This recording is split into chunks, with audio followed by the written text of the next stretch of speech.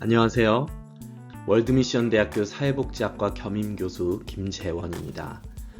이번 시간에는 장애인 복지 리소스, 지역사회 서비스 찾기라는 제목으로 여러분께 내용을 정리해서 말씀드리도록 하겠습니다. 장애인에게 그 차원과 카테고리가 매우 다양하기 때문에 개인이 그 모든 자원들을 숙지하고 내비게이트 한다는 게 쉽지 않을 것입니다. 장애의 종류도 여러 가지이고 정부가 지원하는 서비스, 정부의 위탁을 받아 진행되는 서비스, 민간에서 사적으로 제공되는 서비스 등 많은 것들이 존재합니다. 따라서 제가 장애인 복지 리소스에 대해서 나누는 이 짧은 시간에 모든 것을 다 말씀드리기는 어려울 것입니다. 따라서 저는 이 시간에 크게 발달장애 가진 분들의 부모님이 알아야 할 리소스들, 정신장애를 가진 분들의 부모님이 알아야 할 리소스, 그리고 효과적인 리소스 내비게이팅을 위한 팁 등을 나누도록 하겠습니다. 그럼 발달장애를 위한 리소스를 한번 살펴보도록 하겠습니다. 제가 지금부터 살펴보는 이 리소스에 대한 정보는 캘리포니아 주립대학교 내의 장애 학생을 위한 특수교육과 성인으로의 정원안을 돕는 전환교육을 위한 연구하는 CATS, 그리고 리저널 센터와 기타 정부기관의 웹사이트 및 소개 안내 책자 등을 참고하였습니다. 그리고 제가 드리는 대부분의 정보는 캘리포니아 주 정부를 중심으로 설명을 드림을 알려드립니다. 이 CATS에 의하면 캘리포니아주의 경우에는 Department of Developmental Services, 발달 서비스국이 있는데 이 발달 서비스국은 24시간 수용시설이라고 할 수 있는 발달센터, 그리고 재택 장애인들에게 서비스를 제공하는 리저널 센터를 운영합니다. 캘리포니아에는 발달 장애인의 권리를 보호하기 위한 렌털맨 법이 있는데요. 이 법을 기반으로 이러한 서비스가 제공되고 있는 것입니다. 이 DDS, 발달 서비스국에 의하면 렌털맨법에 해당되는 사람은 다음과 같습니다. 지적장애, 자폐증, 간질, 뇌성마비 및 또는 지적장애와 매우 유사하고 또는 개인에게 유사한 서비스가 필요한 그런 결과를 초래하는 기타 장애로 진단되는 경우, 장애가 18세 이전에 발생하고 평생 지속될 것으로 예상되고 개인에게 상당한 장애가 있는 경우인데요. 여기 상당한 장애는 다음 영역 중 3가지 이상에서 심각한 기능적 제한을 의미합니다. 첫 번째는 자기관리, 그 다음 수용적이고 표현적인 언어 사용, 그리고 학습 능력, 기동성, 자기주도성, 독립적인 생활을 할 수 있는 능력, 경제적 자립 능력 등입니다. 이러한 부분에서 3가지 이상 심각한 기능적 제한을 가지고 있는 것을 얘기하고요. 그리고 임시 자격 기준을 또 가지는 경우가 있는데요. 이 경우에는 연령은 3, 4세 아동이면서 장애는 본질적으로 신체적인 것만이 아니어도 되고 아동이 다음 중 적어도 2가지 측면에서 상당한 기능적 제한을 가지고 있어야 되는데요. 주요 생활 활동 영역 중에서 자기관리, 수용적이고 표현적인 언어 사용, 학습 능력, 기동성, 자기주도성, 이 부분에 있어서 적어도 2가지 측면에서 기능적 제한을 가지고 있을 때 그 임시 자격 기준을 가지게 되기도 합니다. 그 리저널 센터의 서비스는 연령별로 다음과 같이 나눌 수 있겠습니다. 조기 시작 프로그램은 0에서 3세, 학령기 서비스는 3에서 14세, 전환기 서비스는 14에서 22세, 그리고 성인 서비스는 22세 이상입니다. 그럼 각 연령별로 어떤 서비스들이 가능한지 살펴보도록 하겠습니다. 네, 조기 출발 프로그램, 조기 시작 프로그램. 이것은 연방정부 프로그램으로서 출생부터 3세까지의 발달장애가 있는 이들을 돕는 것인데요. 2021년 7월부터는 3, 4세 아동인 경우에 꼭 발달장애 진단이 없더라도 장애가 보여진다면 임시로 렌털맨법으로 도움을 받는 임시 렌털맨법 서비스를 받을 수 있습니다. 따라서 발달장애로 의심되거나 장애가 보여지는 영유아인 경우에는 리저널 센터에 연락해서 안내를 받으시거나 평가를 받으시는 것이 좋겠습니다. 리저널 센터에 등록이 되면 센터 서비스 코디네이터가 있는데요. 장애와 그리고 부모와 함께 개인 프로그램 계획, IPP라는 것을 수립하고 맞춤형 서비스를 제공하기 시작합니다. 바로 이 프로그램 계획은 장애와 미래의 가정, 학교, 직장, 사회관계, 지역사회와 관련된 삶 전반의 로드맵이나 마찬가지인데요. 시간이 지남에 따라서 변경과 업데이트가 되기도 합니다. 이 조기 출발 프로그램은 영유아에게 필요한 다양한 서비스가 제공되는데 여기 나오는 다양한 서비스들이 리저널 센터를 통해 또는 해당 서비스가 있는 지역 리소스를 통해 제공됩니다. 조기 출발 서비스에는 다음이 포함됩니다. 보조 기술, 기기 및 서비스, 청각 서비스, 가족 훈련, 상담, 가정 방문, 진단을 위한 의료 서비스 또는 평가 목적으로 사용되는 서비스, 그리고 간호, 영양 상담, 작업 요법, 물리치료, 심리 서비스, 그리고 사례 관리, 사회복지 서비스, 특수교육, 그리고 스피치 및 언어 서비스, 교통 서비스, 안과 서비스 등 이렇게 포괄적인 서비스들이 제공됩니다. 그럼 다음 연령대를 살펴보도록 하죠. 네, 학령기 아동에게는 IEP, 즉 개별화된 교육 프로그램을 수립하게 되어 있는데 아동이 속해 있는 학군을 통해 받는 특수교육 서비스가 어떤 것인지가 담겨 있습니다. 이 IEP에는 자격 요건, 평가에 대한 타임라인, 매년 목표와 단기 목표, 아동이 참여하는 학급의 유형, 아동이 일반 학교 프로그램에 통합돼서 교육받는 방법, 수혜 서비스 종류, 각 서비스에 대한 시기와 기간, 이런 것들이 포함되죠. 이 플랜에 참여하는 분들은 아동의 부모, 그리고 후견인, 아동, 그리고 부모의 초청에 따라선 다른 가족 멤버나 친구, 또 리저널 센터의 서비스 코디네이터들도 포함될 수 있겠습니다. 또 이 플랜에는 담당 교사, 특수교사, 학교 관계자, 심리학자, 언어치료사, 물리치료사, 정신과 담당자, 그런 분들의 의견이 포함되기도 하죠. 아동이 속해 있는 학군의 특수교육 프로그램을 알아보시기 바라고요. 캘리포니아 지역의 대표적 학군인 LA 통합교육구, LAUSD의 특수교육 사이트 링크, 이것도 한번 참고해 보시기 바랍니다. 유인물에 그 정보가 들어 있습니다. 네, 그 다음은 이제 성인으로의 전환기라고 할 수 있는 14에서 22세를 위한 서비스입니다. 14세가 되면서 학교 이후의 삶에 대한 계획이 시작되죠. 이때 직업훈련 또는 대학을 가기 위한 준비를 하게 됩니다.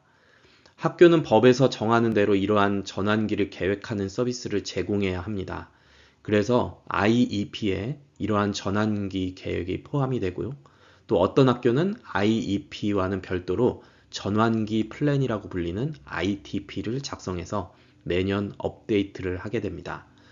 학생이 대학교를 가게 된다면 대학교에서는 다음과 같은 서비스를 제공해 줍니다.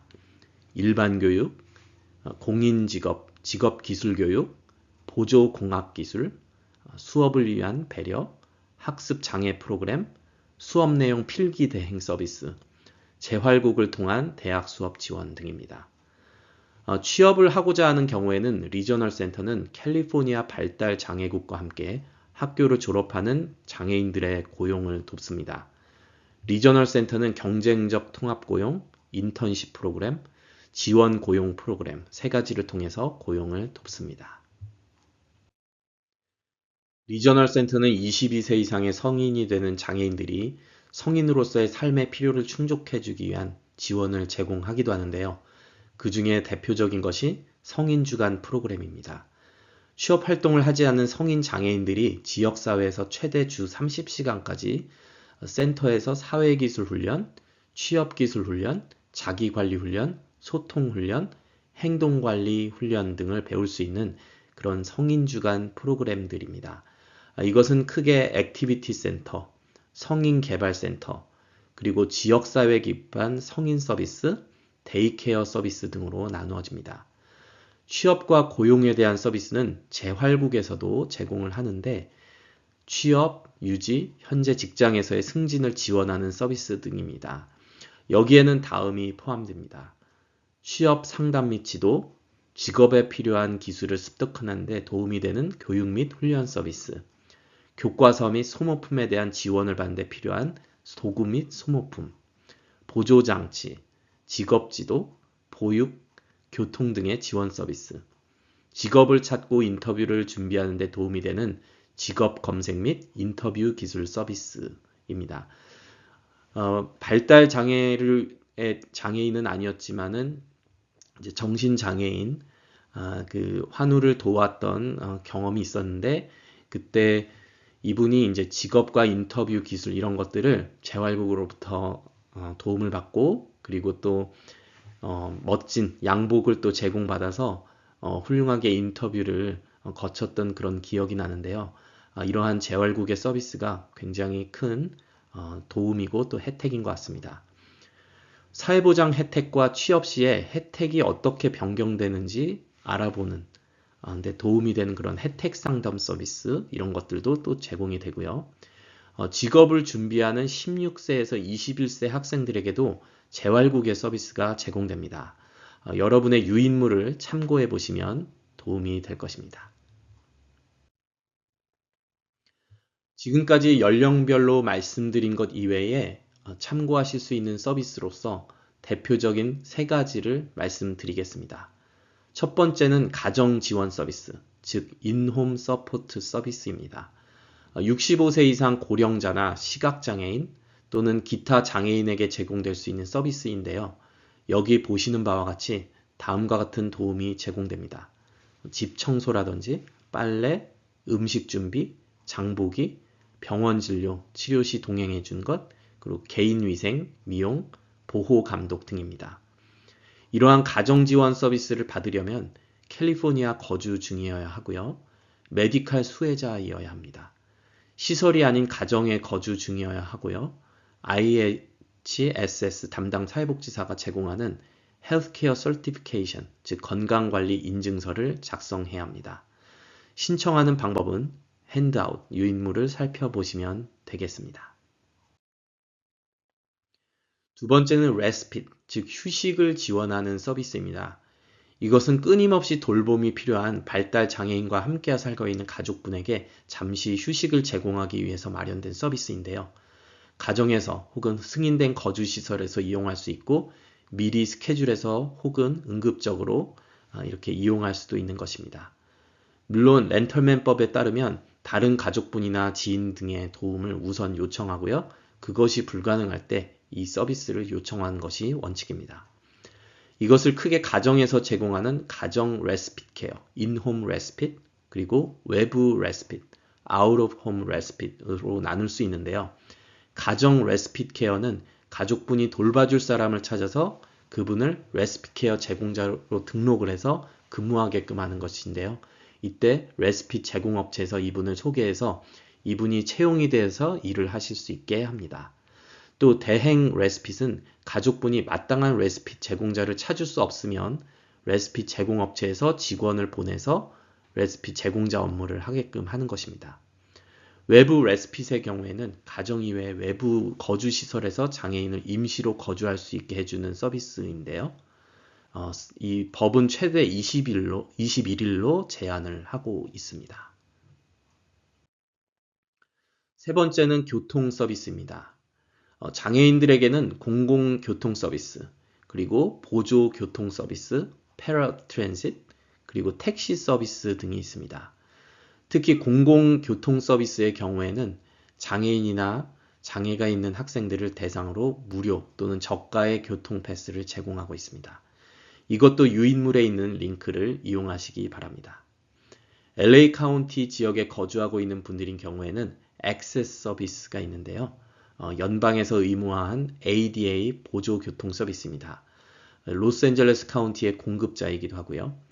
일반 버스나 철도 서비스 등 고정 노선 서비스를 스스로 이용하기 힘든 장애가 있는 사람들에게 제공이 됩니다.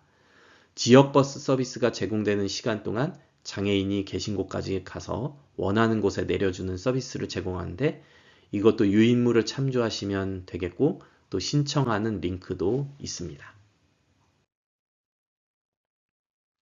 이제는 정신장애인들을 위한 자원들을 말씀드리겠습니다.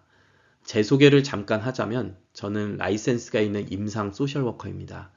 2004년부터 로스앤젤레스 카운티 지역의 만성 중증 정신질환 장애인들에게 현장에 나가서 정신과 상담 서비스를 제공하는 일을 6년간 하였고요. 2010년부터는 로스앤젤레스 카운티 정신건강국에서 일해오고 있습니다. 정신건강 장애인을 위한 치료는 크게 공공부문과 민간부문으로 나눠질 수 있습니다. 민간보험을 통해서 상담이 치료를 받는 분들에게도 여러 가지 리소스가 존재하지만 이 시간에는 메디케어, 캘리포니아에서 의료보호로 알려지는 메디칼, 그리고 무보험자를 대상으로 하는 공공부문의 정신건강 자원을 중심으로 설명을 드리고자 합니다. 제가 앞으로 말씀드리는 내용에는 보험에 상관없이 모두에게 적용되는 리소스 내용들도 있을 것입니다. 메디케어, 메디칼 수혜자, 정신장애인으로서 이용할 수 있는 그런 서비스는 로스앤젤레스 카운티만 하더라도 정신건강국이 직접 운영하는 약 27개의 직영 클리닉 이외에도 수많은 위탁계약 프로그램까지 하면 약 1000개에 달할 만큼 다양합니다.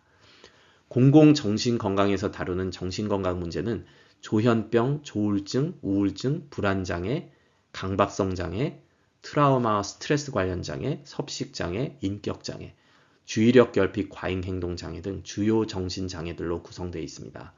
또 정신건강 문제와 함께 약물 사용 장애도 함께 가지고 있는 경우도 해당됩니다.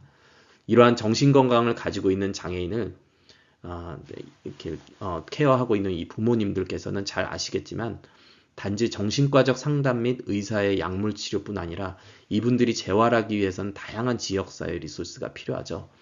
그럼 우리가 이러한 공공정신건강 시스템을 통해서 이용할 수 있는 정신건강 서비스의 종류는 어떤 것인지 알아보죠. 로스앤젤레스 카운티 정신건강국을 예를 들어보겠습니다. 미국에서 가장 큰 카운티 정신건강 부서인 로스앤젤레스 카운티 정신건강국은 85개 이상의 프로그램을 직접 운영하고 하청기관과 계약을 맺어서 모든 연령대의 사람들에게 희망, 회복 및 웰빙을 지원하기 위해 다양한 정신건강 서비스를 제공합니다.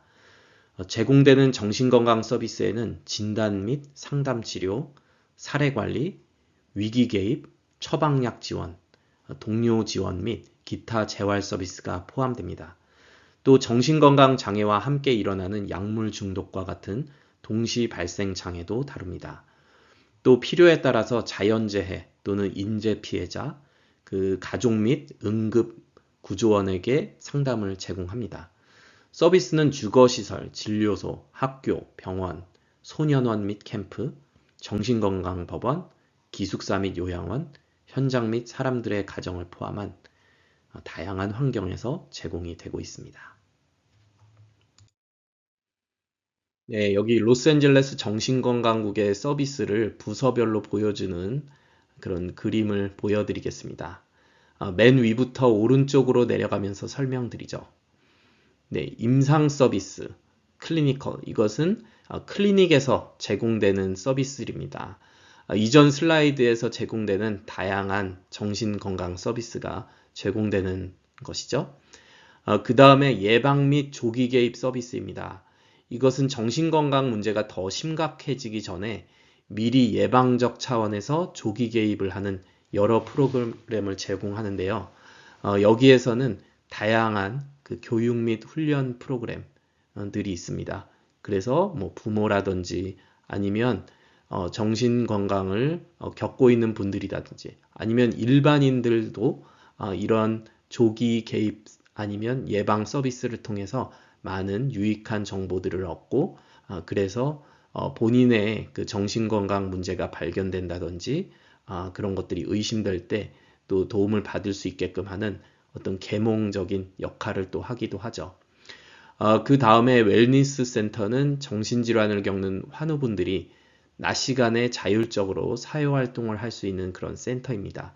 그래서 게임을 하거나 컴퓨터를 배우거나 사교활동을 하는 그런 여러 가지 자율적인 활동을 할 수 있는 그런 장소라고 할 수 있겠습니다. 그 다음에 홈리스 아우리치 프로그램은요, 홈리스를 겪고 있는 정신질환 환우들을 현장에서 만나서 거주지를 찾아주거나 지속적으로 정신질환 치료를 받을 수 있게 돕는 그런 현장 서비스라고 하겠습니다. 그 다음에 환자 권리 사무소, Patient Right Office는 정신질환 환우가 본인의 권리를 보장받기 위해서 연락할 수 있는 그런 곳입니다. 강제 입원 상태에 있는 환우가 자기 편에서 도움이 필요한 경우에 도움을 주기도 하고요. 지역사회의 정신질환 환우들이 여러 가지 민원과 고충이 있을 때 그런 것들을 들어주고 처리해주고 옹호해주는 역할을 하기도 하죠. 그리고 여기에 나와듯이 컨서버터, 후견인 제도가 있는데요. 이 경우에는 심각한 정신질환에 처한 정신장애인의 후견인 역할을 하는 사람들을 지정하고 관리하고 하는 그런 곳입니다. 이것은 이후의 슬라이드에서 설명을 좀 더 드리겠습니다. 또 응급 서비스, emergency service는 정신과적인 위기가 발생을 했을 때 이에 응답하고 출동하고 또 평가를 하고 그 이후에 조치를 취해주는 그런 서비스입니다. 이것도 이후 슬라이드에서 간략히 설명드리겠습니다. 마지막으로 urgent care는 병원 입원까지는 아니지만 24시간 이내에 정신적인 위기를 경감시키기 위해서 환자 본인이 직접 내원해서 도움을 받을 수 있는 그런 서비스죠. 만약 위험이 매우 심각하게 되면 병원으로 보내어질 수도 있습니다. 하지만 병원까지 가지 않고도 이 urgent care에서 많은 도움을 받아서 위기를 가라앉힐 수 있는 그런 가능성이 크기 때문에 매우 유용한 서비스라고 할 수 있겠습니다. 이것도 이후 슬라이드에서 설명드리도록 하겠습니다.